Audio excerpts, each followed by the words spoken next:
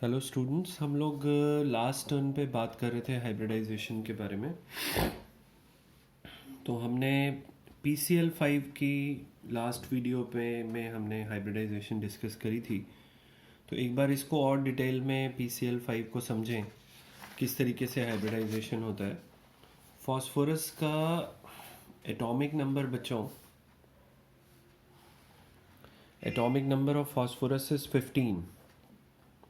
तो इसकी कन्फिग्रेशन होती है 1s2 2s2 2p6 3s2 3p3। ये कन्फिग्रेशन होती है। ये आपका 1s2 हो गया, ये आपका 2s2 हो गया, 2p6। ये सारे फुली फिल्ड हैं तो बॉन्डिंग में पार्टिसिपेट नहीं करते, आउटर मोस्ट शेल करेगा पार्टिसिपेट। 3s2, 3s में 2 इलेक्ट्रॉन्स हो गए और 3p में 3 इलेक्ट्रॉन्स हो गए। तो 3 अनपेयर्ड दिखा रहे हैं आप यहाँ पर। अब 3 अनपेयर्ड का मतलब 3 बॉन्ड बनाने चाहिए, लेकिन PCL5 में फास्फोरस क्लियरली 5 बॉन्ड्स बनाता है। तो होता क्या है कि आगे 3D खाली पड़ा होता है, उसमें ये एक इलेक्ट्रॉन अपना एक्साइट करा देता है। तो क्या कन्फिग्रेशन हो जाती है 3s1 3p3, ये तो यही रहता है। और आगे जो 3D पड़ा होता है उसमें एक इलेक्ट्रॉन ये वाला एक्साइट हो गया, यहाँ से 3s वाला एक इलेक्ट्रॉन यहाँ से यहाँ चला गया। So now the total number of unpaired electrons are 5। 5 unpaired हैं। तो जहाँ जहाँ अनपेयर्ड है वही बॉन्ड करेंगे, वो ओवरलैपिंग आपकी जो पेयरिंग हो जाएगी, ऑर्बिटल्स की ओवरलैपिंग होगी, पेयरिंग होगी इलेक्ट्रॉन्स की क्लोरीन के साथ। और जहाँ जहाँ पे इलेक्ट्रॉन्स या अनपेयर्ड प्रेजेंट है वही हाइब्रिडाइजेशन हो जाएगी। दैट इज एस पी में 3 इलेक्ट्रॉन्स है अनपेयर्ड, P3 डी में 1 है। सिमिलरली SF6 की बात करें, अब एग्जाम में आ जाता है SF6 की हाइब्रिडाइजेशन एक्सप्लेन करो। तो पहले आप रफ में इसका H निकाल लो। H is equal to half, central atom sulphur हो गया, सल्फर के वैलेंस इलेक्ट्रॉन्स होते हैं 6, मोनोवेलेंट फ्लोरीन हो गए 6, minus charge on cation plus charge on anion, 0 है दोनों। तो यहाँ पे H की वैल्यू 6 आ गई। That means the hybridisation is sp3d2। ये हाइब्रिडाइजेशन हो गया इसका सल्फर का SF6 में। अब कैसे एक्सप्लेन कर सकते हो? सल्फर का एटॉमिक नंबर 16 होता है, कन्फिग्रेशन हो गई 1s2 2s2 2p6 3s2 3p4, ये कन्फिग्रेशन हो जाएगी। अब 3s2 मतलब 2 इलेक्ट्रॉन हो गए, 3p4 मतलब ये 4 इलेक्ट्रॉन्स हो गए 3p में। Clearly you can see that there are 2 unpaired electrons. तो 2 ही बॉन्ड बनाने चाहिए सल्फर को, लेकिन सल्फर 6 बॉन्ड बना रहा है सिर्फ 6 में। तो कैसे बनाता है? आगे 3D खाली पड़ा होता है, उसमें ये वाला जो इलेक्ट्रॉन है और ये वाला, इन दोनों को एक्साइट कर देता है, जो पेयर्ड इलेक्ट्रॉन्स होते हैं। तो यहाँ एक रह गया, यहाँ पे 3 रह गए, और जो आगे 3D खाली पड़ा हुआ है उसमें 2 इलेक्ट्रॉन्स एक्साइट कर दिए इसने, यहाँ वाला और यहाँ वाला। तो अब देखिए हाइब्रिडाइजेशन इसकी हो जाएगी S में 1 इलेक्ट्रॉन, P में 3 इलेक्ट्रॉन्स, D में 2। तो ऐसे sp3d2 एक्सप्लेन हो जाती है इसकी। ठीक है। इसके बाद कुछ ऑर्बिटल डायग्राम्स होते हैं, जो हाइब्रिडाइज्ड ऑर्बिटल्स होते हैं उनके डायग्राम्स बनाए जाते हैं मॉलिक्यूल्स के। तो वो कुछ इंपॉर्टेंट टाइप्स जो हैं वो हम देख लेते हैं। तो we are talking about orbital diagrams. ये वैसे कम पूछा जाता है एग्ज़ाम में, बट फिर भी एक आइडिया होना चाहिए। जैसे CH4, सबसे पहले CH4 में कार्बन की हाइब्रिडाइजेशन होती है sp3।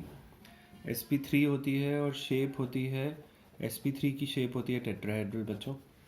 अब sp3 ये हमने डॉट से कार्बन दिखा दिया, ये आपका एक sp3 ऑर्बिटल हो गया, ये दूसरा हो गया। जो बड़ी वाली लोब है उसका ध्यान रखना है। जो ये छोटी लोब होती है इसकी कोई सिग्निफिकेंस नहीं है, कहीं भी हो। इसके बाद ये तीसरा sp3 हो गया और ये चौथा sp3 हो गया। इस तरीके से एक टेट्राहेड्रल शेप देके दिखा देते हैं। ये डॉट जो बनाया था ये कार्बन था, ये चारों हाइड्रोजन्स ओवरलैप कर गए। हाइड्रोजन 1s होता है, तो 1s होता है तो शेप स्फेरिकल होती है, तो इस तरीके से दिखा दिया जाता है। तो ये चारों हाइड्रोजन्स हो गए, ये आपका कार्बन हो गया। जो ओवरलैप रीजन होता है उसको थोड़ा सा शेड कर दिया जाता है ऐसे। ये आपका 1s हो गया चारों, और ये आपके sp3 ऑर्बिटल्स हो गए कार्बन के। तो ये आपका ऑर्बिटल डायग्राम हो गया मीथेन का। अब जैसे आपको आ जाता है, सपोज आपको ड्रॉ करना है इथेन का C2H6। तो ये दोनों कार्बन्स हो गए, इन पे ये आपने हाइड्रोजन्स लगा दिए। ये स्ट्रक्चर होता है, अब आपको मालूम है दोनों कार्बन्स की हाइब्रिडाइजेशन sp3 है। sp3 का मतलब 4 ऑर्बिटल पार्टिसिपेट कर रहे हैं, 4 में से 3 तो एक कार्बन के, 3 तो H के साथ ओवरलैप कर रहे हैं, एक आपस में कार्बन के दोनों के कर रहे हैं। तो किस तरीके से दिखाते हैं देखिए, ये एक कार्बन हो गया, ये दूसरा। पहले तो इनका ही आपस में ओवरलैप करा दो एक ऑर्बिटल, ये ओवरलैप हो गया, ठीक है। अब जो इस कार्बन के बाकी 3 बचे, 1 2 और 3, ये हमने बना दिए, ठीक है। इस कार्बन के भी ऐसे ही 1 2 और 3। अब यहाँ तीनों हाइड्रोजन इधर हो गए, ऐसे ही 3 हाइड्रोजन यहाँ पे हो गए। तो ये H हो गए चारों, तीनों, आई एम सॉरी, यहाँ पे भी 3 H लग गए। ये आपके दोनों कार्बन्स हो गए, ये ओवरलैप कार्बन कार्बन ओवरलैप हो गया, ये कार्बन हाइड्रोजन ओवरलैप्स हो गए सारे, इस तरीके से ये हो गए। और ये 1s हैं सारे, जो सर्कल्स हैं, स्फेयर्स हैं, और जो ये वाले ऑर्बिटल्स हैं ये sp3 हो गए। तो ये C2H6 हो गया। अब जैसे आपके पास आ गया C2H4, पाई बॉन्ड कैसे दिखाते हैं देखिए। C2H4 में there is double bond in carbon, ये ऐसे हो गया। और इस कार्बन की और इस कार्बन की दोनों की हाइब्रिडाइजेशन sp2 है। आपको सिखाया था सिग्मा बॉन्ड्स काउंट करते हैं, नंबर ऑफ सिग्मा बॉन्ड से हाइब्रिडाइजेशन निकाल लेते हैं। और sp2 है तो शेप होगी ट्राइगोनल प्लेनर। अब ज़रा बनाते हैं डायग्राम इनका कैसे बनेगा। ये एक C हो गया, ये दूसरा C हो गया। एक तो आपस में सिग्मा बॉन्ड बना रहे हैं, तो वो सिग्मा बॉन्ड हाइब्रिडाइज्ड ऑर्बिटल्स ही बनाते हैं। एक ये हो गया, एक ये हो गया, ये तो एक सिग्मा बॉन्ड बन गया। एक आपका ये ऑर्बिटल हो गया sp2, ये दूसरा हो गया sp2, ये एक कार्बन हो गया यहाँ पे, ये 1C हो गया, ये दूसरा है, इसका एक ये हो गया। ट्राइगोनल प्लेनर शेप देने की कोशिश करते हैं हम थोड़ी सी। ये एक H हो गया, ये दूसरा, ये थर्ड H हो गया, ये फोर्थ H हो गया, तो C2H4 बन गया। अब सारे सिग्मा बॉन्ड्स आपने बना दिए। पाई बॉन्ड्स कैसे बनाते हैं? पाई बॉन्ड जो बनता है, आप देखिए sp2 हाइब्रिडाइजेशन लिख रहे हो आप कार्बन की which means that 1s and 2p orbitals, 2p orbitals participate कर रहे हैं, एक s ऑर्बिटल पार्टिसिपेट कर रहा है हाइब्रिडाइजेशन में, मिक्सिंग में। तो एक p ऑर्बिटल इसका अनहाइब्रिडाइज्ड है, एक इसका अनहाइब्रिडाइज्ड है। जो अनहाइब्रिडाइज्ड p होते हैं वो परपेंडिकुलर टू द प्लेन होते हैं, इस तरीके से दिखाए जाते हैं। सिग्मा बॉन्ड जिस प्लेन में बनता है वो मॉलिक्यूलर प्लेन होता है, और पाई बॉन्ड्स जो हैं वो perpendicular to the molecular plane ऐसे दिखा दिए जाते हैं, और ये साइड वाइज ओवरलैप हो गई इनकी दोनों की, तो ये पाई बॉन्ड बन गया आपका। So there is carbon carbon जो बॉन्ड है उसमें एक सिग्मा और एक पाई है, ये सिग्मा बॉन्ड है, और जो ये साइड वाइज ओवरलैप हो रही है ये पाई बॉन्ड है। इसी तरह C2H2 की बात करें C2H2 बच्चों होता है C triple bond C H, और ये H आ गया, ठीक है। अब यहाँ पे अगर देखें तो इस कार्बन की भी और इस कार्बन की दोनों की हाइब्रिडाइजेशन sp है। sp है तो शेप क्या होती है आपको मालूम है, लीनियर शेप होती है, तो लीनियर शेप बनानी पड़ेगी। अब देखिए, ये एक कार्बन हो गया, ये दूसरा कार्बन हो गया। पहले तो इनके बीच में जो एक सिग्मा बॉन्ड है वो बना दें। तो ये सिग्मा बॉन्ड बना रहे हैं, एक कार्बन दूसरा, ये आपस में ओवरलैप हो गया दोनों कार्बन्स का। एक ओवरलैप इधर होता है थोड़ा लीनियर शेप देते हुए हाइड्रोजन के साथ, तो ये हाइड्रोजन के साथ ओवरलैप हो गया। ये तो सारे सिग्मा बॉन्ड्स बना दिए, एक सिग्मा बॉन्ड, दो सिग्मा बॉन्ड, तीन सिग्मा बॉन्ड, ये वाला और कार्बन कार्बन। अब रह गए दो पाई बॉन्ड्स जो कार्बन के बीच में बन रहे हैं। कार्बन की हाइब्रिडाइजेशन sp है, that means 1s and 1p orbital are participating. तो 2p ऑर्बिटल्स अनहाइब्रिडाइज्ड हैं दोनों कार्बन्स में, वो दोनों पाई बॉन्ड बनाते हैं। अब वो कैसे दिखाए जाते हैं, एक थोड़ा ऐसे टिल्टेड बना देते हैं, थोड़ा बड़ा, और उसके पैरेलल बिल्कुल यहाँ पे बनाते हैं। तो ये एक ओवरलैप हो गया। और दूसरे ओवरलैप के लिए थोड़ा सा छोटा पी ऑर्बिटल ऐसे बना देते हैं इस तरीके से, और ये इनका ओवरलैप हो गया। ये भी दोनों पैरेलल होने चाहिए। तो ये आपका दो पाई बॉन्ड्स बन गए कार्बन के बीच में, दोनों कार्बन्स के बीच में एक सिग्मा बॉन्ड बन गया, और CH दो सिग्मा बॉन्ड्स बन गए। This is how we draw orbital diagrams. इस तरीके से बनाते हैं हम। इससे ज़्यादा आगे वाले नहीं पूछे जाते, इतने तक ही पूछा जाता है आपको। तो ये आपका हाइब्रिडाइजेशन का कॉन्सेप्ट ख़त्म हो गया बच्चों। Now we are coming to a very very important concept. अगर आपके एग्ज़ाम में बॉन्डिंग आ रहा है कभी भी, चाहे वो हाफ ईयरलीज की बात करें चाहे फाइनल एग्ज़ाम्स की बात करें, तो इस टॉपिक पे क्वेश्चन आता ही आता है। और ये टॉपिक है बच्चों मॉलिक्यूलर ऑर्बिटल थ्योरी।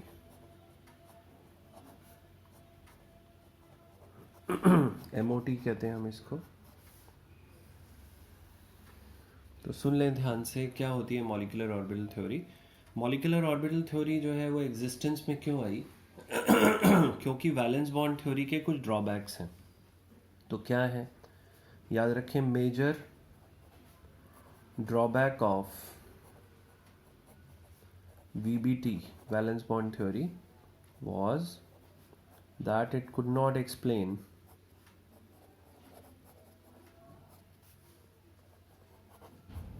ये एक्सप्लेन नहीं कर पाया पैरामैग्नेटिक बिहेवियर ऑफ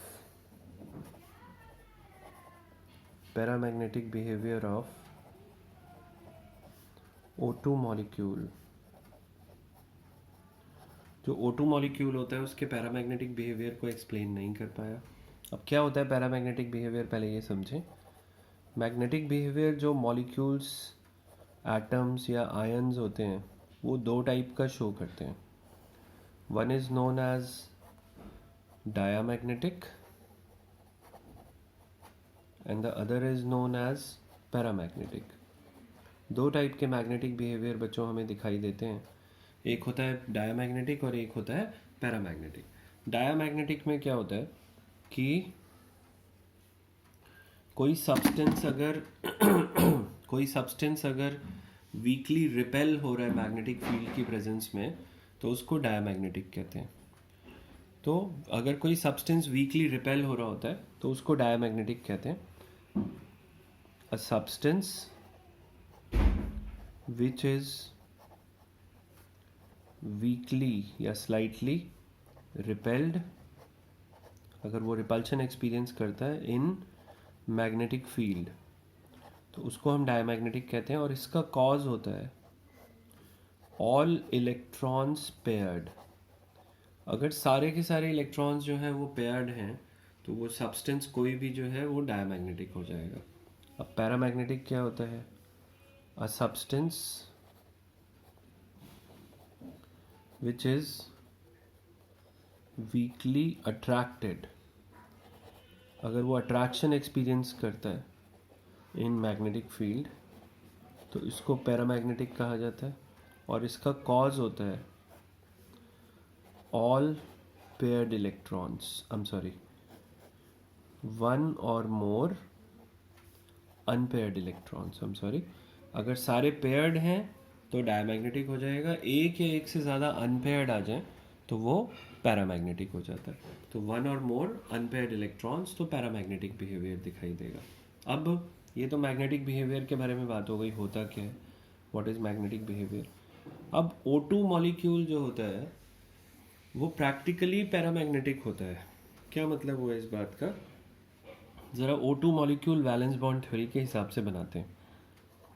ऑक्सीजन का एटॉमिक नंबर 8 होता है, कन्फिग्रेशन 1s2 2s2 2p2 होती है, 2p4। दूसरा ऑक्सीजन जो बॉन्ड करेगा, O2 मॉलिक्यूल बना रहे हैं, 1s2 2s2 2p4 हो जाएगा। अब ये 1s2 हो गया, पेयर्ड हैं दोनों, ये 2s2 हो गया, ये भी पेयर्ड हैं दोनों, 2p4 1 2 3 4, दो अनपेयर्ड इलेक्ट्रॉन्स हो गए। दूसरे ऑक्सीजन में भी ऐसे ही होगा। तो ऑक्सीजन अलग से, एक ऑक्सीजन की बात करें तो उनमें दोनों में एक एक अनपेयर्ड इलेक्ट्रॉन है, ये रहा, उल्टी स्पिन्स बनाते हैं जब पेयरिंग करवाते हैं दोनों में एक एक अनपेयर्ड इलेक्ट्रॉन है, दोनों में एक एक अनपेयर्ड इलेक्ट्रॉन है, तो दोनों इंडिविजुअली ऑक्सीजन एटम पैरामैग्नेटिक ही होगा, क्योंकि एक या एक से ज़्यादा अनपेयर्ड इलेक्ट्रॉन्स होते हैं तो पैरामैग्नेटिक होता है। लेकिन जब आपस में बॉन्डिंग करेंगे तो ये और ये पेयर्ड हो जाएंगे आपस में, और ये पेयर्ड हो जाएंगे। इसका मतलब as per VBT O2 molecule में 0 अनपेयर्ड इलेक्ट्रॉन्स हैं, 0 अनपेयर्ड इलेक्ट्रॉन्स या ऑल इलेक्ट्रॉन्स पेयर्ड हैं। तो ऑल पेयर्ड इलेक्ट्रॉन्स हैं तो O2 को होना चाहिए, इट शुड बी डायमैग्नेटिक। मतलब अगर आप इसको मैग्नेटिक फील्ड में रखो तो इसको हल्का सा रिपल्शन एक्सपीरियंस करना चाहिए। लेकिन O2 मॉलिक्यूल्स को अगर मैग्नेटिक फील्ड में रख दिया जाता है, कैसे रखते हैं, O2 गैस होती है, उसको पहले लिक्विफाई कराया जाता है ठंडा करके। लिक्विफाई कराने के बाद उसको मैग्नेटिक फील्ड में रखते हैं जब, तो क्या ऑब्जर्व करते हैं कि उसके जो लिक्विड पार्टिकल्स होते हैं वो मैग्नेट पे क्लिंग करना शुरू कर देते हैं, चिपक जाते हैं हल्का हल्का। चिपकने का मतलब वो अट्रैक्शन एक्सपीरियंस कर रहे हैं, अट्रैक्शन एक्सपीरियंस कर रहे हैं तो इसका मतलब O2 पैरामैग्नेटिक हो गया। तो इसका मतलब इसमें अनपेयर्ड इलेक्ट्रॉन्स होने चाहिए, लेकिन as per valence bond theory इसमें सारे इलेक्ट्रॉन्स पेयर्ड हैं। तो दैट मीन्स कि valence bond theory O2 molecule के पैरामैग्नेटिक बिहेवियर को एक्सप्लेन नहीं कर पा रही। तो इसके लिए हमें मॉलिक्यूलर ऑर्बिटल थ्योरी पढ़नी पड़ती है। तो मॉलिक्यूलर ऑर्बिटल थ्योरी एक्सपीरियंस यहाँ से एग्जिस्टेंस में आ जाती है। अब क्या कहती है मॉलिक्यूलर ऑर्बिटल थ्योरी? ये कहती है, जैसे वैलेंस बॉन्ड थ्योरी के पॉइंट्स आपने पढ़े हुए हैं कि सिर्फ वैलेंस शेल के इलेक्ट्रॉन्स पार्टिसिपेट करते हैं, और वो भी जो कि अनपेयर्ड होते हैं। एमओ थ्योरी कहती है चाहे वैलेंस शेल हो चाहे अंदर वाले शेल्स हो, कोई भी हो, सारे इलेक्ट्रॉन्स पार्टिसिपेट करेंगे, चाहे वो पेयर्ड हो या अनपेयर्ड हो। ऑल पार्टिसिपेट इन बॉन्डिंग, सारे के सारे बॉन्डिंग में पार्टिसिपेट करते हैं। तो जब बॉन्डिंग होती है तो ऑर्बिटल्स का ओवरलैप होता है, इनको हम एटॉमिक ऑर्बिटल्स बोलेंगे। एटॉमिक ऑर्बिटल्स का ओवरलैप हो रहा होता है। एटॉमिक ऑर्बिटल्स जब ओवरलैप करते हैं तो they give rise to new orbitals, molecule formation होता है तो नए ऑर्बिटल्स बन जाते हैं, और उनको कहा जाता है एमोज। एमोज का मतलब मॉलिक्यूलर ऑर्बिटल। तो एटॉमिक ऑर्बिटल्स ओवरलैप करते हैं तो उनके नए ऑर्बिटल्स बन जाते हैं, which are known as molecular orbitals. याद रखें, हाइब्रिडाइजेशन में मिक्सिंग अप ऑफ ऑर्बिटल्स हो रहा था, यहाँ पे ओवरलैपिंग हो रहा है। तो ओवरलैपिंग से नए एमओज बन जाते हैं, नए ऑर्बिटल्स बन जाते हैं, जिनको हम मॉलिक्यूलर ऑर्बिटल्स कहते हैं। अब इन मॉलिक्यूलर ऑर्बिटल्स का पता कैसे लगाएं? तो एटॉमिक ऑर्बिटल्स के लिए श्रोडिंजर ने एक वेव इक्वेशन दी थी, तो उसने कहा लो एक और वेव इक्वेशन लो और इससे एमओज का पता लगा लो। बट वो बहुत कॉम्प्लिकेटेड होती है, वो जो एमओ वाली जो इक्वेशन, श्रोडिंजर वेव इक्वेशन है, दैट इज़ वेरी कॉम्प्लिकेटेड। उसकी हेल्प से हमें उसको सॉल्व करना बहुत मुश्किल है। तो एक अप्रॉक्सीमेट मेथड दिया जाता है जिसे हम कहते हैं LCAO मेथड। LCAO का मतलब होता है बच्चों linear combination of atomic orbitals. इसको हम कहते हैं linear combination of atomic orbitals. Linear combination जैसे लीनियर ऑपरेशंस पढ़ते हो आप अलजेब्रा में। लीनियर ऑपरेशंस जब हम अलजेब्रा में पढ़ते हैं तो वो एडिशन और सब्ट्रैक्शन होता है, मल्टीप्लिकेशन डिवीजन नहीं आते उसमें। लीनियर ऑपरेशंस में एडिशन और सब्ट्रैक्शन होते हैं। तो ऐसे ही कहा गया कि एओज जब ओवरलैप करते हैं तो दो तरीके के ओवरलैप करते हैं। एक होता है एडिशन ओवरलैप और एक होता है सब्ट्रैक्शन ओवरलैप। एडिशन ओवरलैप से जो नए ऑर्बिटल्स बनते हैं उनको बॉन्डिंग एमोज कहा जाता है, और जो सब्ट्रैक्शन ओवरलैप से नए मॉलिक्यूलर ऑर्बिटल्स बनते हैं उनको एंटी बॉन्डिंग एमोज कहा जाता है। अब नाम क्लियर है, एडिशन ओवरलैप होगा तो ओवरलैप का एक्सटेंट बढ़ेगा, ओवरलैप का एक्सटेंट बढ़ेगा तो बॉन्ड स्ट्रॉन्ग बनेगा, इसलिए जो मॉलिक्यूलर ऑर्बिटल बन रहे हैं उनको बॉन्डिंग एमोज कहा जा रहा है। जब ओवरलैप में सब्ट्रैक्शन होगा तो सब्ट्रैक्शन ओवरलैप से जो है वो एक्सटेंट ऑफ ओवरलैप घटेगा, कम हो जाएगा। कम हो जाएगा तो ऑब्वियसली बॉन्डिंग को फेवर नहीं कर रहा, इसलिए इसको क्या कहा जाता है, एंटी बॉन्डिंग एमोज कहा जाता है। तो एडिशन ओवरलैप से बॉन्डिंग एमोज बनते हैं और सब्ट्रैक्शन ओवरलैप से एंटी बॉन्डिंग एमोज बनते हैं। ठीक है जी। अब इनके बारे में और बात करेंगे बच्चों हम नेक्स्ट वीडियो में।